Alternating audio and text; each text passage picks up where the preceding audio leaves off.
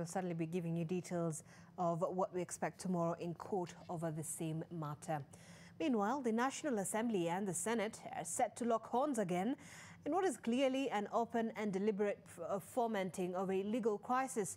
Both houses have published two parallel bills touching on the same matter, whose resultant effect will be each house rejecting the other's bill, hence creating a standoff, as Duncan Khaemba reports. Supremacy wars that rocked Parliament since the return of the bicameral legislature in 2013 have sprouted yet again. The twin houses have published twin conflicting bills, with each asserting its legislative muscle over the other, fully alive to the fact that both proposed pieces of legislation will land on the floor of the other and yield expected outcome: rejection.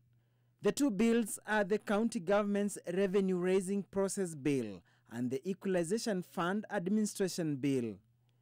With regard to the County Government's Revenue Raising Process Bill 2013, published by National Assembly Majority Leader Kimani Ichung'wah in March 2023, it contains a proposal of law seeking to control haphazard county taxation by having the National Treasury control or block exorbitant levies that unreasonably prejudices national economic policies, cross-county economic activities, or national mobility of goods, services, capital, or labor.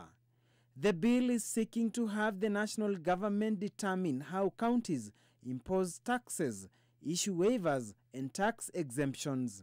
However, in May 2023, Senate Majority Leader Aaron Cheruiyot published a similar bill that sharply differs with that of the National Assembly. The conflict is on Clause 4 of the bills.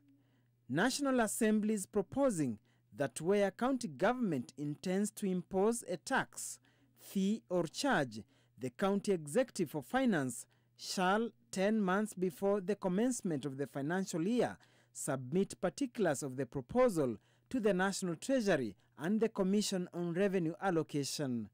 On its part, Clause 4 of the Senate bill is proposing establishment of a 5-member committee known as Interagency Committee on County Taxes and Charges, a team which shall comprise of one person, each working and nominated by the National Treasury, the Commission on Revenue Allocation, Council of County Governments, and the Kenya Revenue Authority.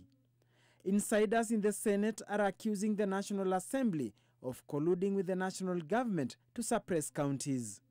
Concerning the bill on Equalization Fund, the two houses have published bills that differ on the establishment of the advisory board.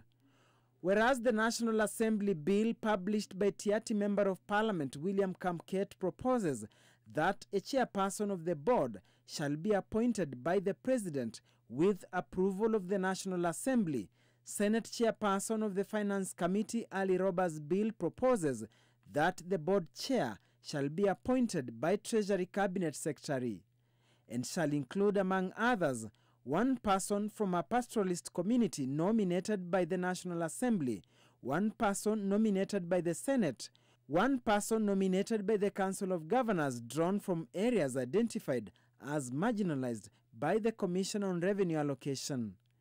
National Assembly bill proposes 4 persons appointed by the Cabinet Secretary for the time being, responsible for the National Treasury to represent marginalized communities. With the two houses sticking to their guns, the two conflicting bills are candidates for the Mediation Committee, and should they fail to strike a consensus, then the court will be the final arbiter. Duncan Khaemba, NTV. All right.